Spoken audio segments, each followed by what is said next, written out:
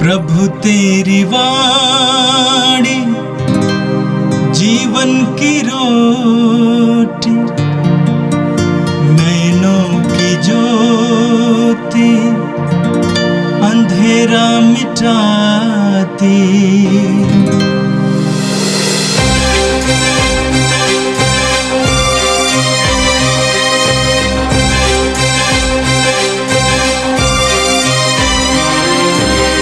प्रभु तेरी वाणी जीवन की रोटी, नैनों की ज्योति अंधेरा मिटाती।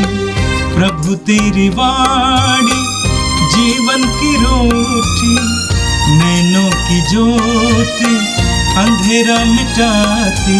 वाणी वाणी वाणी वाणी वाणी पवित्र है, शाश्वत है, जीवन का मन्ना है। 20 अगस्त गुरुवार। पहला पाठ नबी एजेकियल का ग्रंथ अध्याय 36 पद संख्या 23 से 28। मैं तुम लोगों को एक नया हृदय प्रदान करूँगा, मैं तुम लोगों में अपना आत्मा रख दूँगा। प्रभु यह कहता है, मैं अपने नाम की पवित्रता प्रमाणित करूँगा, जिस पर देश विदेश का कलंक लगा है और जिसका अनादर तुम लोगों ने वहाँ जाकर कराया है। जब मैं तुम लोगों के द्वारा राष्ट्रों के सामने अपने पवित्र नाम की महिमा प्रदर्शित करूँगा, तब वे जान जाएंगे कि मैं प्रभु हूँ। मैं तुम लोगों को राष्ट्रों में से निकाल कर और देश विदेश में इकट्ठा कर तुम्हारे निजी देश वापस ले जाऊंगा। मैं तुम लोगों पर पवित्र जल छिड़क दूंगा और तुम शुद्ध हो जाओगे। मैं तुम लोगों को तुम्हारी सारी अपवित्रता से और तुम्हारी देव मूर्तियों को दूषण से शुद्ध कर दूंगा। मैं तुम लोगों को एक नया हृदय प्रदान करूंगा और तुम में एक नया आत्मा रख दूंगा। मैं तुम्हारे शरीर से पत्थर का हृदय निकालकर तुम लोगों को रक्त मांस का हृदय प्रदान करूंगा। मैं तुम लोगों में अपना आत्मा रख दूंगा, जिससे तुम मेरी संहिता पर चलोगे और ईमानदारी से मेरी आज्ञाओं का पालन करोगे। तुम लोग उस देश में निवास करोगे जिसे मैंने तुम्हारे पुरखों को दिया है। तुम मेरी प्रजा होंगे और मैं तुम्हारे ईश्वर होऊंगा। यह प्रभु की वाणी है। संत मत्ती के अनुसार पवित्र सुसमाचार अध्याय 22 पद संख्याएं 1 से 14 तक। यीशु महायाजकों और जनता के नेताओं को फिर दृष्टांत सुनाने लगे। उन्होंने कहा, स्वर्ग का राज्य उस राजा के सदृश है जिसने अपने पुत्र के विवाह में भोज दिया। उसने आमंत्रित लोगों को बुला लाने के लिए अपने सेवकों को भेजा, लेकिन वे आना नहीं चाहते थे। राजा ने फिर दूसरे सेवकों को यह कहकर भेजा, अतिथियों से कह दो, देखिए मैंने अपने भोज की तैयारी कर ली है। मेरे बैल और मोटे मोटे जानवर मारे जा चुके हैं, सब कुछ तैयार है, विवाह भोज में पधारिए। अतिथियों ने इसकी परवाह नहीं की। कोई अपने खेत की ओर चला गया तो कोई अपना व्यापार देखने। दूसरे अतिथियों ने राजा के सेवकों को पकड़कर उनका अपमान किया और उन्हें मार डाला।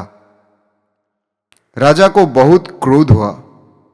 उसने अपनी सेना भेजकर उन हत्यारों का सर्वनाश किया और उनका नगर जला दिया।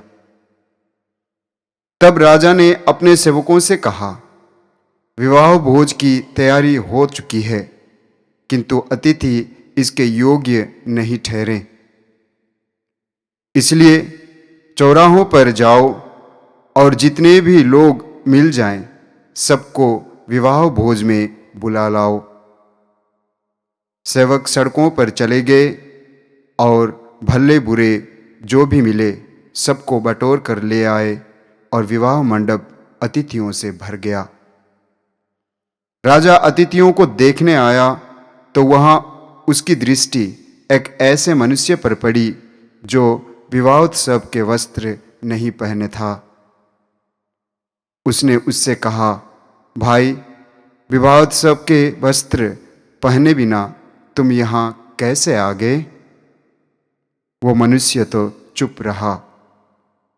तब राजा ने अपने सेवकों से कहा, इसके हाथ पैर बांधकर इसे बाहर अंधकार में फेंक दो। वहां वे लोग रोएंगे और दांत पीसेंगे, क्योंकि बुलाए हुए तो बहुत हैं पर चुने हुए थोड़े हैं। यह प्रभु का पवित्र सुसमाचार है। ख्रिस्त प्रभु की जय। ख्रिस्त में मेरे प्यारे भाई और बहनों, जब इस्राएली जनता अपने पाप के कारण, ईश्वर में अविश्वास के कारण निर्वासित थी, तब नबी एजकियल सेवा में थे। यरूशलेम का बर्बाद किया गया था, मंदिर का नष्ट किया गया था, और यही कारण है कि इस्राएली जनता निराश थी, परेशान थी, हताश थी। और प्रभु उन्हें सांत्वना देते हैं, ढाढ़स बंधाते हैं, जो कि आज के पहले पाठ में हम लोगों ने सुना, जो कि नबी एजकियल के ग्रंथ से लिया गया था। प्रभु कहता है, तुम लोगों ने मेरे नाम का अपमान किया है, देश विदेश में घृणित किया है। मैं अपने नाम की पवित्रता प्रमाणित करूंगा।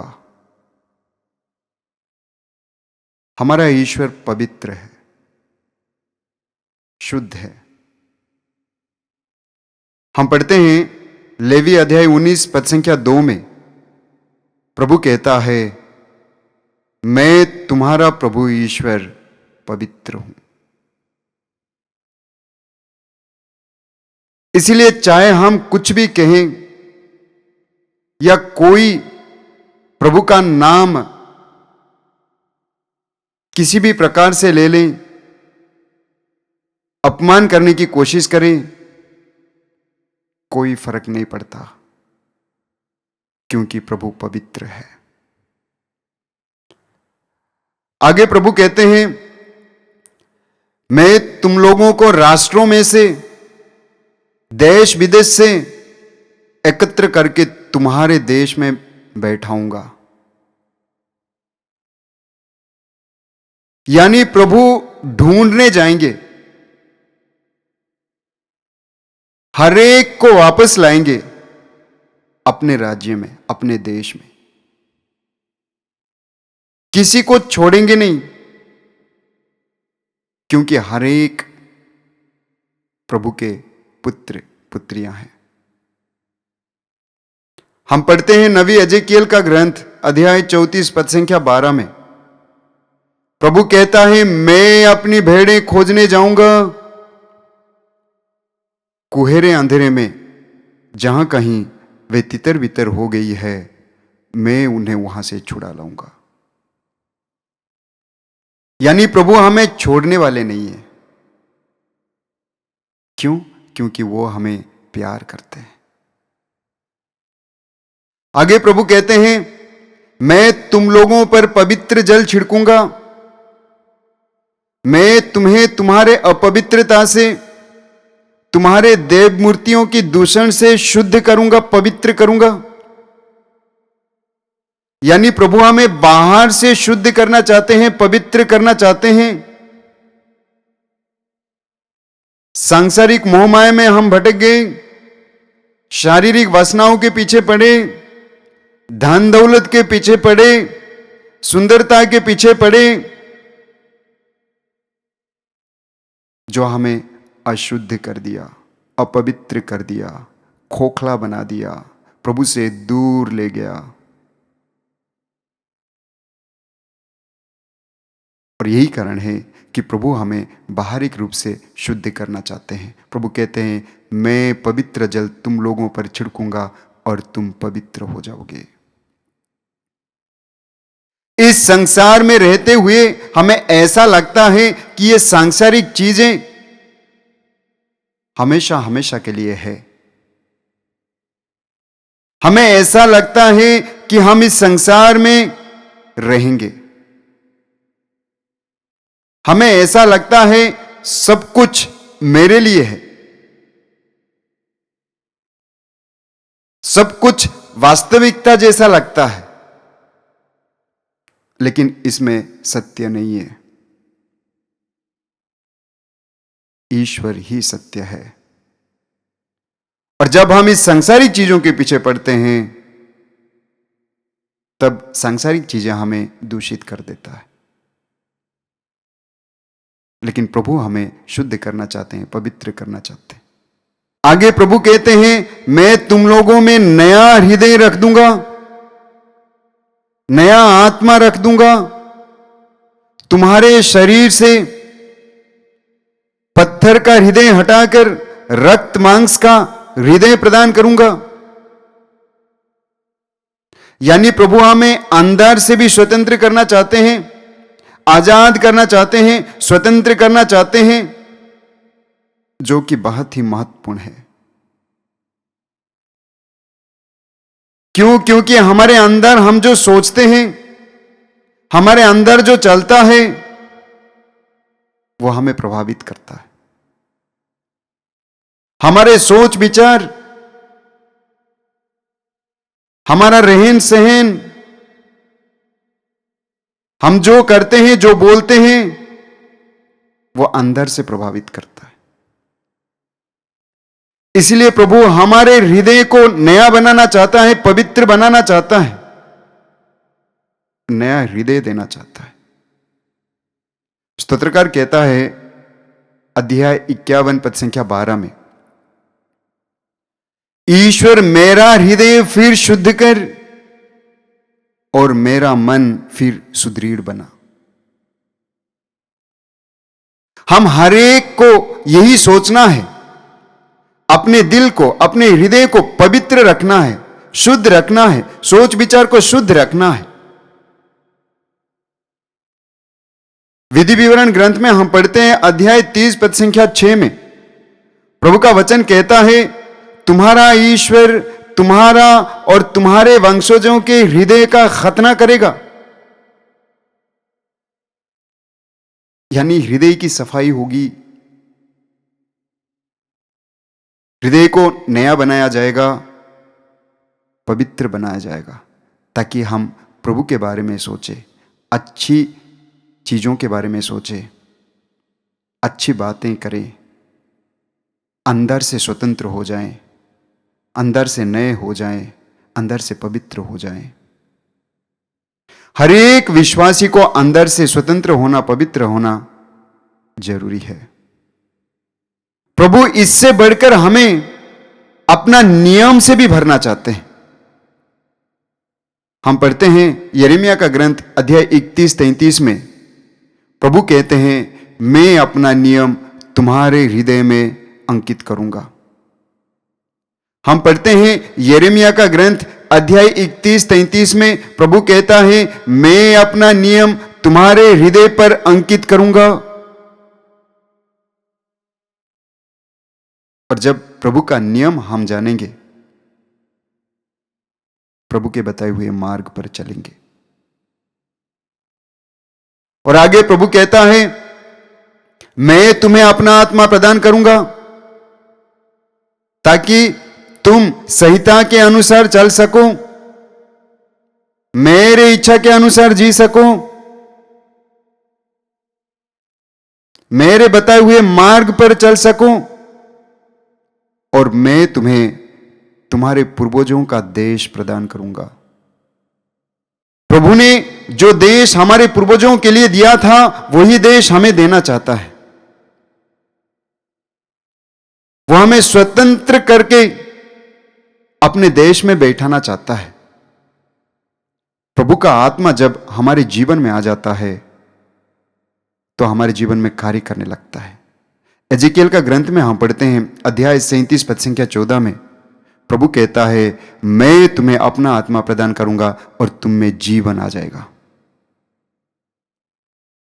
जीवन आना यानी प्रभु के लिए पूरी तरह जीना, स्वतंत्र हो जाना, प्रभु के कार्य करना, आलस्य का जिंदगी नहीं जीना बल्कि एक्टिव जिंदगी जीना।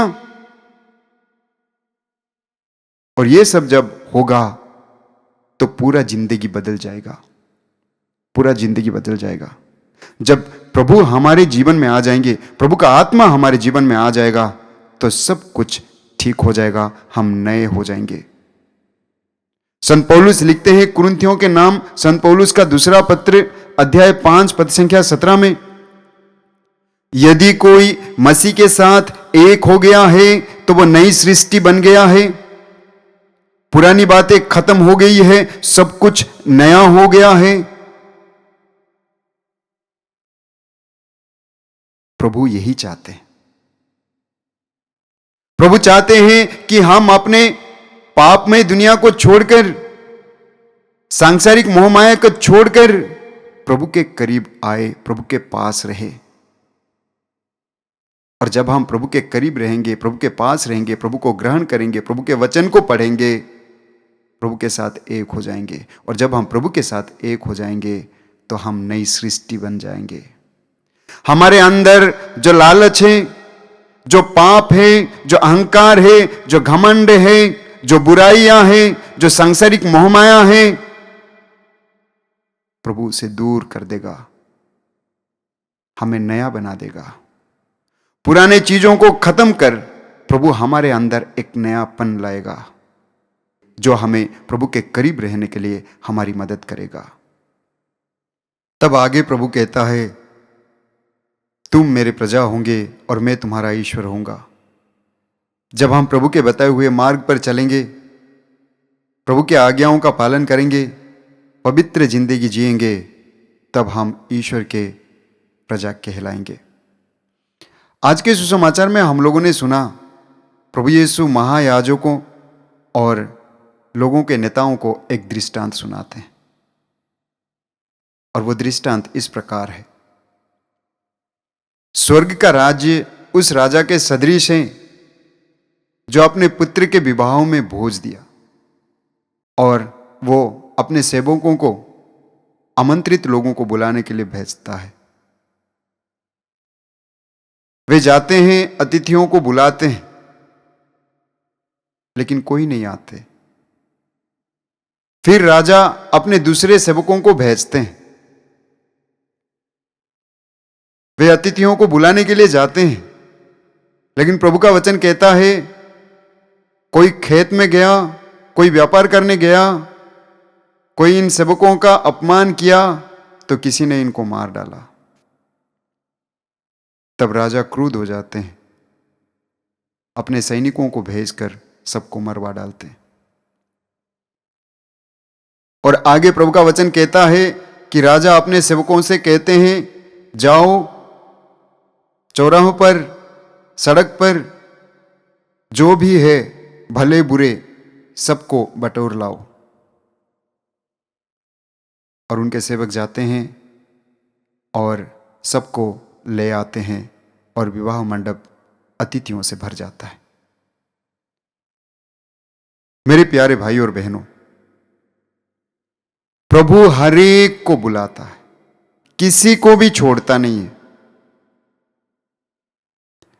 ना जाने कितने सारे प्रभु के सेवक आते हैं, प्रभु के बारे में बताते हैं, हम अनदेखा कर देते हैं, अपने काम धंधों पर ध्यान देते हैं, उनकी ओर कान नहीं बढ़ाते। हमारे जीवन में भी कुछ ऐसा ही होता है। प्रभु ना जाने कितने सारे सेवकों को भेजते हैं जो हमें प्रभु के बारे में बताने आते हैं, प्रभु के राज्य में भाग लेने के लिए बुलाने आते हैं। हम अपने दुनिया में व्यस्त रहते हैं, अपने काम धंधों में व्यस्त रहते हैं, अपने कार्य करने जाते हैं, प्रभु के लिए समय नहीं निकालते, प्रभु की नहीं सुनते, प्रभु के वचन पर मनन चिंतन नहीं करते।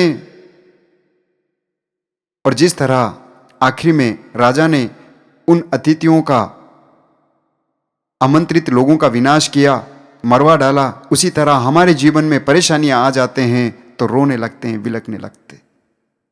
प्रभु हम हर एक को बुलाते। हम पढ़ते हैं नबी इसायाह का ग्रंथ अध्याय 55 पद संख्या 1 में प्रभु कहता है, तुम सब जो प्यासे हो पानी के पास चले आओ। यानी हमें प्रभु की जरूरत है, प्रभु के पास आना है।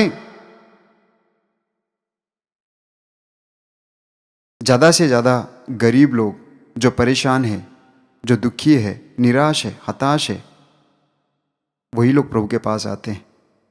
क्यों? क्योंकि वे परेशानी में है, क्योंकि वे परेशानी में है। आगे हम लोगों ने सुना राजा घूमने जाते हैं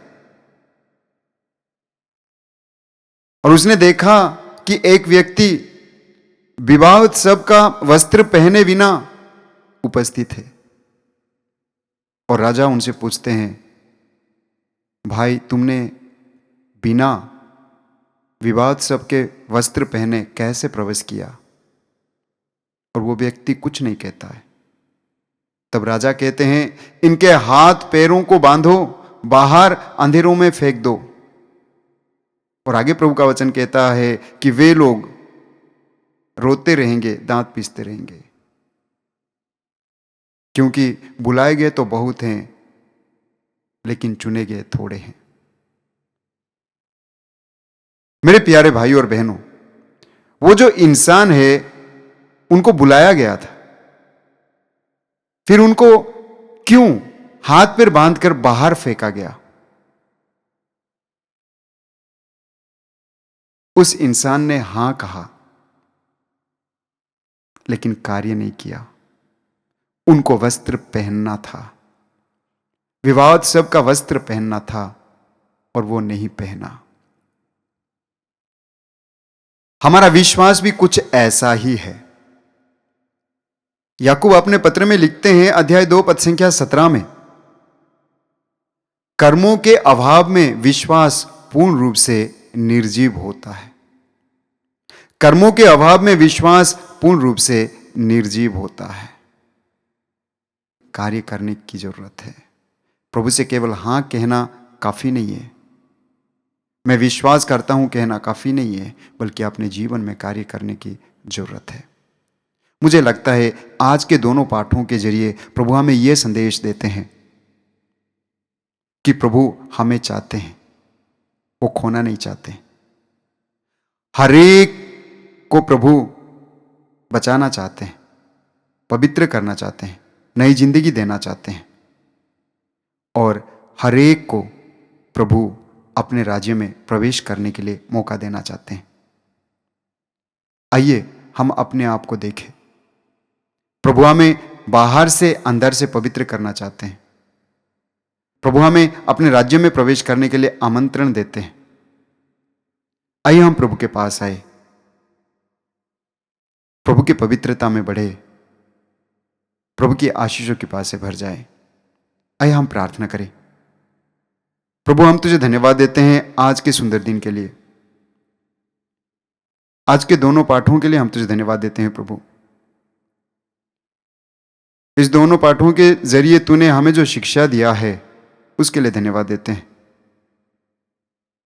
हम अपने परिवारजनों को तेरे चरण में सौंपते हैं। प्रभु आज के दिन में हम सबको नया दिल देना, नया हृदय देना, नया सोच विचार देना, ताकि आज के दिन में हम अच्छी जिंदगी जी सकें। पवित्र आत्मा को भेजना, पवित्र आत्मा हमारी अगुवाई करे ताकि हम शैतान के हरकतों से बचे रहें। हम यह प्रार्थना करते हैं हमारे प्रभु यीशु ख्रीस्त के द्वारा, आमीन। प्रभु तेरी वाणी जीवन की रोटी, नैनों की ज्योति अंधेरा मिटाती। वाणी वाणी वाणी वाणी वाणी पवित्र शाश्वत है जीवन